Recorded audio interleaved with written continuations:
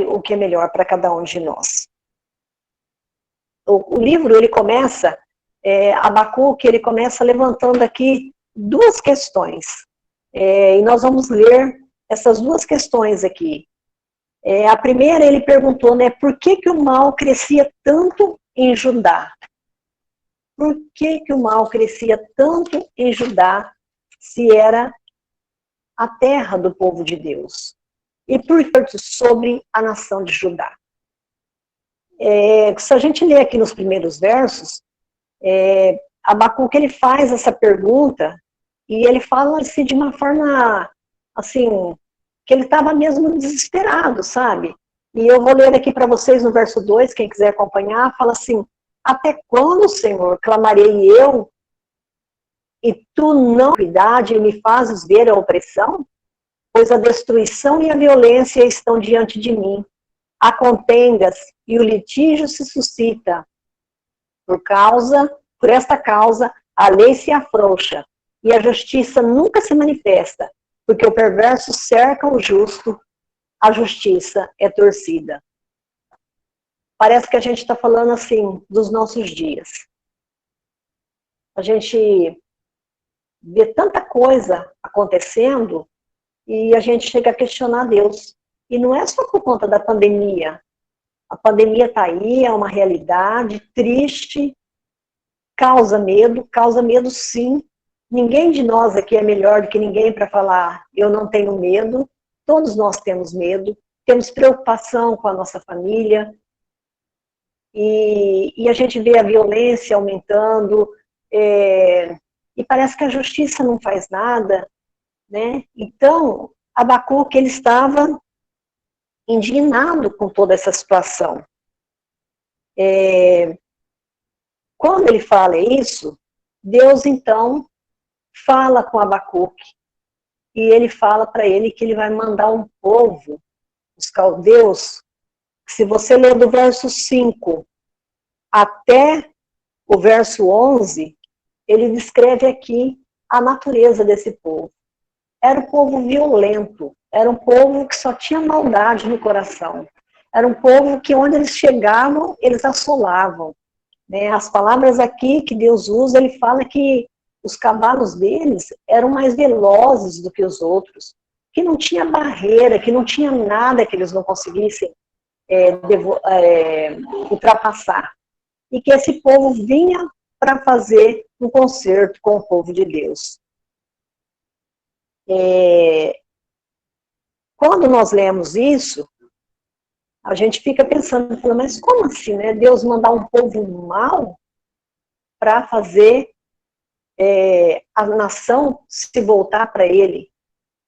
Irmãos, os desígnios de Deus, eles são perfeitos. Isso nós temos que ter em mente.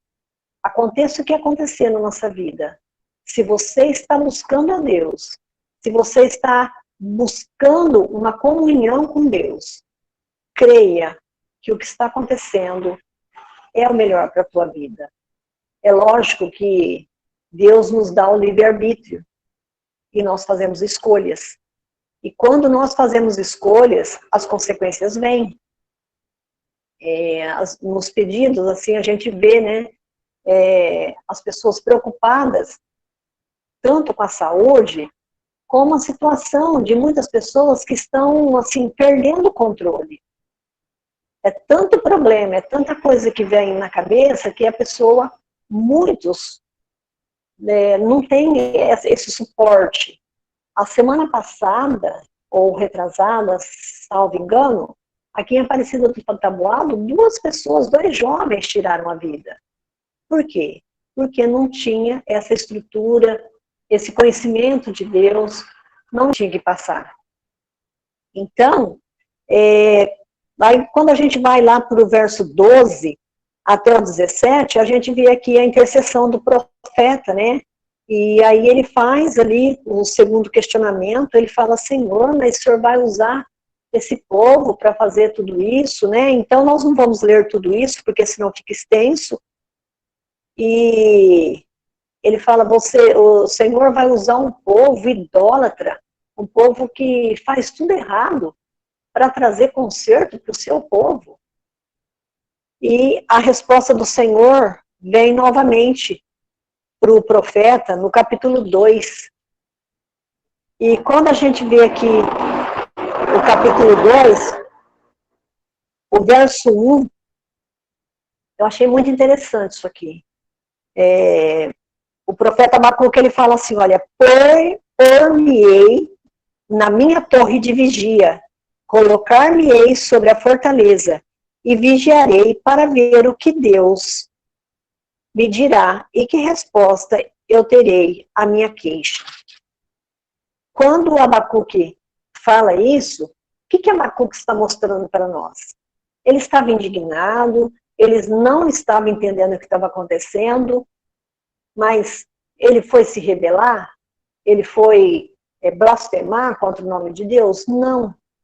Ele teve uma fé inteligente.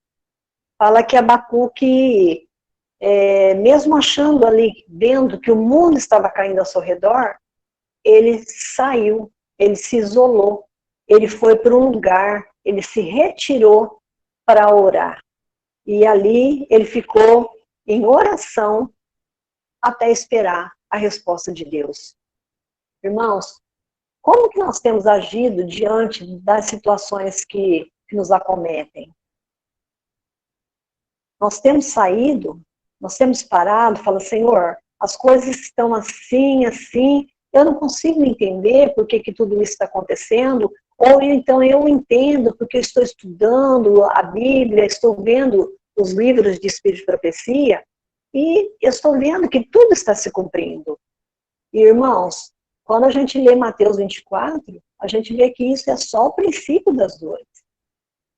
Então, a nossa fé, ela tem que ser buscada assim diariamente. Fala, Senhor, acrescenta a minha fé, tem misericórdia de mim. Nós temos que realmente clamar, suplicar a Deus por misericórdia. Então, Abacuque, ele fala que ele se retirou e ele foi esperar, então, a resposta de Deus. E ainda aqui no capítulo 2, eu gostaria de ler apenas o verso 4 aqui, que é um verso que ele se repete em outros livros da Bíblia. Fala assim, ó, eis o soberbo, sua alma não é reta nele, mas o justo viverá pela sua fé. E é nesse trechinho aqui, o justo viverá pela sua fé. Aquele que não é reto, ele vai ter o fim que ele procura, mas o justo vai viver pela fé. Esse versículo, ele nos faz pensar que o justo, ele vive. E ele vive, ou seja, ele viverá. E na hora das provações, pela fé, você vai sobreviver aos tempos difíceis. Hebreus 11, o verso 1, que é bastante conhecido, né, fala, ora, a fé é a certeza de coisas que se esperam, a convicção de fatos que não se veem. Como acreditar numa coisa que você não vê? A fé, ela confere para nós uma realidade e comprova as coisas que nós não vimos ainda, que não foram vislumbradas. Mas ela faz a gente pensar como se esses objetos como se já fossem objetos visíveis. Então, quando você clama a Deus com fé, e eu ouvi a minha prima lá de Birigui, a Cidinha, falando, eu dobrei os meus joelhos e clamei a Deus, Senhor, o que eu faço? Eu busco meu neto ou eu não busco? E ela ouviu, então, a voz do Espírito Santo, vai. Ela foi, e olha que rapidez que ela foi, porque ela falou para mim, estou saindo agora, vou buscar o Vitinho. Passou um pouco, ela falou, já estou aqui na casa dele, já peguei ele aqui no portão. Passou um pouquinho, ela falou, já estou aqui em Birigui. E ela fez um monte, assim, de remédios naturais, né, pro neto, está cuidando dele lá com todo o amor, e Deus está preservando a vida dela e do neto. Então, isso é fé. É acreditar numa coisa que você não viu. E a fé, como eu disse, a gente tem que clamar a Deus, Senhor, aumenta a minha fé, todos os dias. Assim como nós temos que clamar pelo derramamento do Espírito Santo na nossa vida, nós temos que pedir para que Deus acrescente a nossa fé. Porque sem fé é impossível agradar a Deus. Se a gente continuar lendo aqui o capítulo 2 de Abacuque, nós não vamos ler tudo isso, mas a resposta de Deus aqui, ele fala sobre os cinco ais sobre os caldeus. Os caldeus era aquele povo que vinha ali para assolar, né, o povo de Judá. E no verso 6 ele fala, ai daquele que acumula o que não é seu. Será que nós temos visto isso? Pessoas acumulando bens que não é seu? Você desconhece essa realidade? No mundo, na cidade onde você está vivendo, você tem visto isso acontecer? Pessoas tirando as coisas dos outros, passando por cima, não respeitando e fazendo de tudo para acumular bens? No verso 9 ele fala, ai daquele que ajunta em sua casa bens mal adquiridos. Irmãos, nós temos que tomar muito cuidado com os nossos negócios. Eu me lembro de um pastor que falou para nós aqui uma vez, irmãos, quando você disser, eu fiz um bom negócio, é porque alguém fez um mau negócio. Então, nós não podemos, principalmente nesses dias de crise, aproveitar das pessoas. Hoje eu estava na farmácia aqui do lado da minha casa, e um pouquinho que eu fui lá para pegar um remédio, eu vi uma senhora, uma jovem ainda, se percebia pelos trajes dela que ela era uma senhora cristã, ela estava com uma criança que havia feito um machucado em seu braço. E ela queria que o pessoal da farmácia passasse remédio para ela. E aí eles aconselharam ela a ir ao pronto-socorro, porque talvez a criança tivesse que dar ponto naquele machucado. E aí ela falou assim, vocês têm uma máscara infantil para vender? Porque eu saí com meu neto tão desesperada que eu nem trouxe. Eu confesso que eu não vi se eles conseguiram uma máscara para ela, porque eu estava sendo atendida naquele momento. Mas uma coisa ela falou, irmãos, e aquilo ficou gravado na minha mente, sabe? Ela falou, meu Deus, que dia! Hoje até a minha energia já foi cortada. E eu olhei para ela assim, uma mulher jovem ainda, falei, Senhor, como que tem pessoas passando por necessidades? E tem tantas pessoas aproveitando da situação dos outros para poder se dar bem. No verso 12, fala, ai daquele que edifica a cidade com sangue e a fundamenta com iniquidade. Quantas pessoas, né, têm tirado a vida, a gente vê nesses países que estão em guerra, é uma guerra pelo poder, e eles passam por cima de tudo e de todos, matam, assolam as cidades em busca de poder. No verso 15 fala, ai daquele que dá de beber ao seu companheiro, misturando a bebida ao seu furor. A semana passada também eu vi uma reportagem, acho que estava até na UOL, de uns jovens, um rapazinho que tinha problema de saúde, ele chegou até um local onde umas pessoas estavam bebendo e ele pediu para aqueles jovens para que desse dinheiro para ele comprar remédio. Não me lembro agora qual era o problema de saúde dele que falou lá. E aqueles jovens, certo, já tinham bebido, falou para ele, olha, a gente te dá o dinheiro, mas só que você vai ter que beber toda a bebida que a gente passar para você. Resumindo, eles fizeram aquele menino beber 5 litros de pinga. E acabou tendo problemas sérios, salvo engano, o menino faleceu. Então, assim, a maldade, ela chegou assim no limite. Eu fico imaginando Deus olhando para a terra e vendo tudo que está acontecendo. Como que Deus deve estar triste de ver as reações do ser humano. E aqui no verso 19, ele fala sobre a idolatria, né? Muitas pessoas colocando a sua fé em coisas que não vão poder ajudar ela.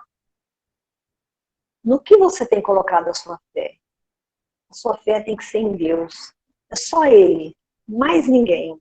É só Ele, através dos méritos de Jesus, que pode trazer alívio, pode trazer salvação, pode trazer solução para os problemas que nós estamos vivendo. E depois que termina os ais, Abacuque, no capítulo 3, que é o último capítulo aqui, ele então faz uma oração, o profeta faz uma oração sob uma forma de canto, né? Até a gente não entrou em detalhes sobre a vida de Abacuque, mas pode ser que ele trabalhasse com música. E ele fez aqui, então, uma oração em forma de cântico. Mas o que chama a nossa atenção, o que chamou a mim, você consegue compreender por que que ele fez essa oração? Como que estava a fé de Abacuque? Ele fez uma declaração de fé muito bonita. Quem quiser acompanhar, está no capítulo 3 de Abacuque, o verso 17, 18 e 19. Ele diz assim: ainda que a figueira não floresça, nem haja fruto na vide, o produto da oliveira minta, e os campos não produzam mantimento, as ovelhas sejam arrebatadas do aprisco, e nos currais não haja gado. Todavia, eu me alegro no Senhor, exulto no Deus da minha salvação. O Senhor Deus é a minha fortaleza, e faz os meus pés como os da corça, e me faz andar altaneiramente. Irmãos, que declaração de fé. Ele ouviu tudo que Deus explicou para ele, e ainda que ele não entendesse, na oração, através da fé, ele faz essa declaração. Ainda que nada aconteça na tua vida, ainda que os pedidos que você faz a Deus não sejam atendidos, a nossa fé, a sua fé, ela tem que estar firmada no Senhor. Ele fala: todavia, eu me alegro no Senhor, exulto no Deus da minha salvação. Irmãos, nós temos que viver aqui neste mundo, mas nossa mente, os nossos olhos têm que estar voltados para o céu. Eu acredito que muitas pessoas têm tirado momentos para orar, e às vezes, nos momentos que a gente está orando, eu olho para o céu e falo: Senhor, e eu estou aqui, é tanta gente, né? É só um grãozinho de areia, mas eu sei que o Senhor está olhando por mim. Eu sei que o Senhor está olhando pela minha família. Por favor, me ajuda, me dá forças. E eu vou clamando a Deus, né? E eu quero declarar como Abacuque: ainda que nada do que eu espero aconteça, a minha fé está no Senhor. Eu quero me alegrar no Senhor, exultar no Deus da minha salvação. O Senhor Deus é a minha fortaleza e faz os meus pés como os da corça. É Deus que nos dá essa força, é Deus que nos tira. Às vezes nós estamos lá embaixo, desanimados, né? Ontem à noite mesmo, por conta dessa situação da Dita, e a filha dela ficar me mandando, eu acredito que ela me mandou uns 50 áudios. E ela reclamando, e eu fui participando de tudo aquilo. Irmãos, eu e a minha mãe falei: mãe, eu não estou suportando. Eu sinto um sufocamento, parece que tem alguma coisa que está me sufocando. A mãe falou: você precisa parar de ficar conversando muito e sabendo das coisas. Eu falei: mãe, ela não tem com quem conversar. Ela manda mensagem para mim, ela fala: Terezinha, conversa comigo, me fala alguma coisa, me manda mensagem, me manda hinos. Como é que você vai deixar uma pessoa numa situação dessa, sem amparo? E aí eu vou pedindo a Deus: Senhor, me dá força, porque se é uma coisa que eu sempre gostei, irmãos, é de poder ajudar as pessoas. Só que por conta dessa pandemia, até para ajudar é difícil. Quando ela pediu para mim que se eu pudesse levar maçã, água de coco, inhame para ela fazer um remédio para ela, eu e o Alcimar preparamos o coco, deixamos tudo no jeito para ela só furar e ficar mais fácil para ela, né, que é mulher, fica meio difícil para abrir. E nós fomos no domingo, no sábado de manhã, na frente da casa dela. E eu mandei uma mensagem antes falando, olha, eu vou deixar no portão da sua casa. E eu olhei ela lá de dentro, pela janela, e ela me deu um tchau, irmãos. Aquilo me cortou o coração. Porque quando a irmã dela estava com câncer, a gente estava lá junto com ela. Quando o pai estava com câncer, nós estávamos lá junto com ela. E eu, sabe, chamei muito ela para vir para a igreja. Ela prometeu ir.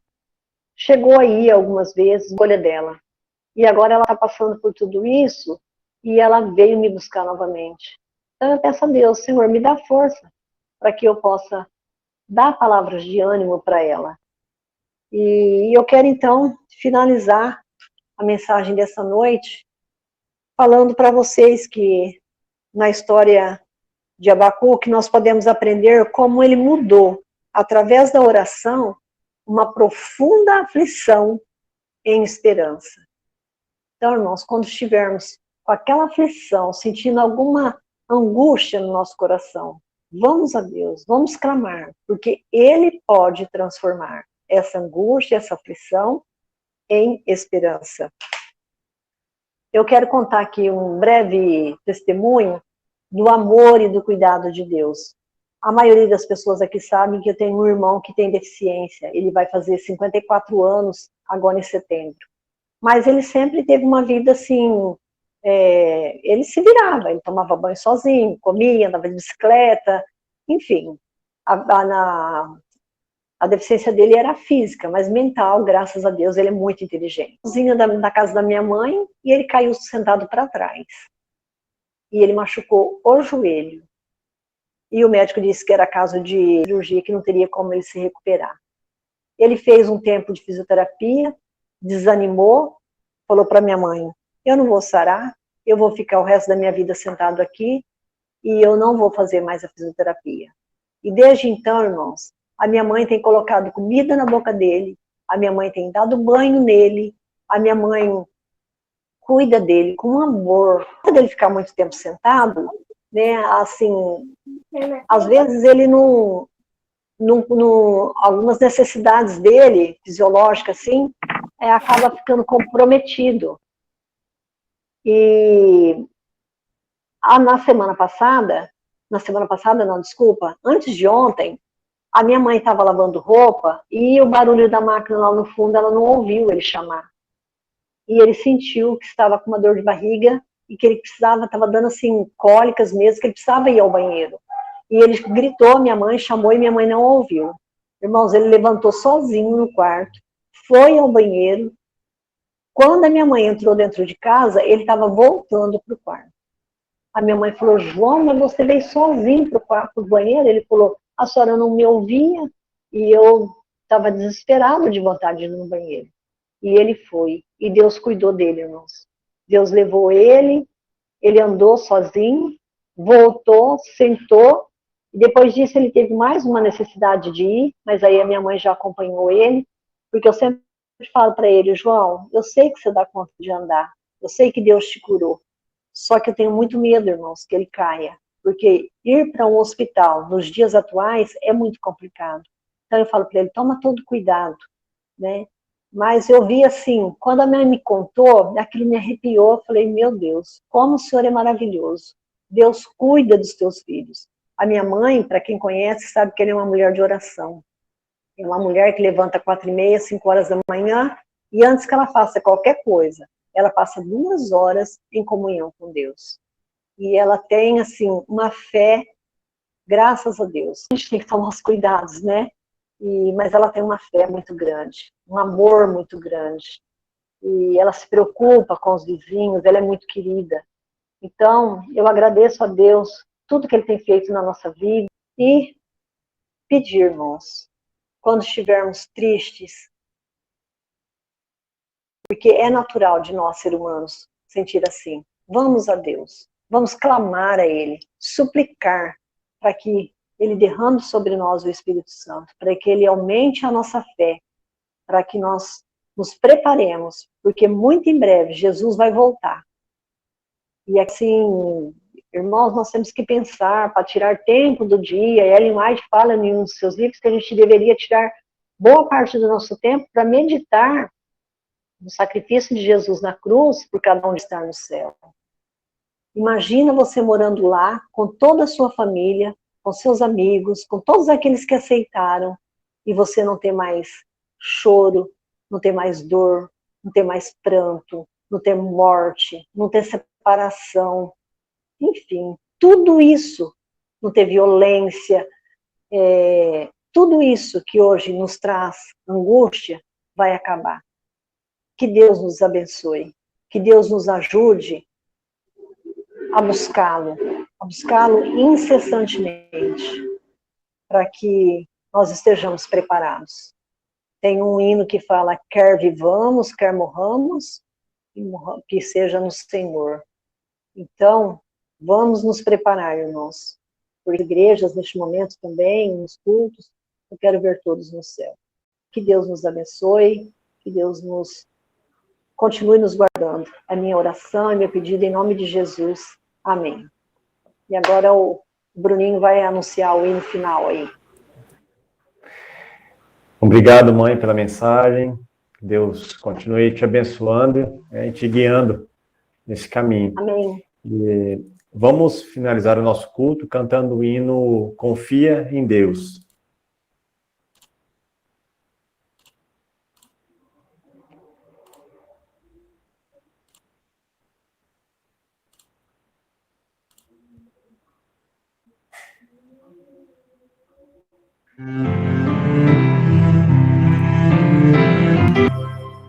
A vida tem tristezas mil, nem tudo é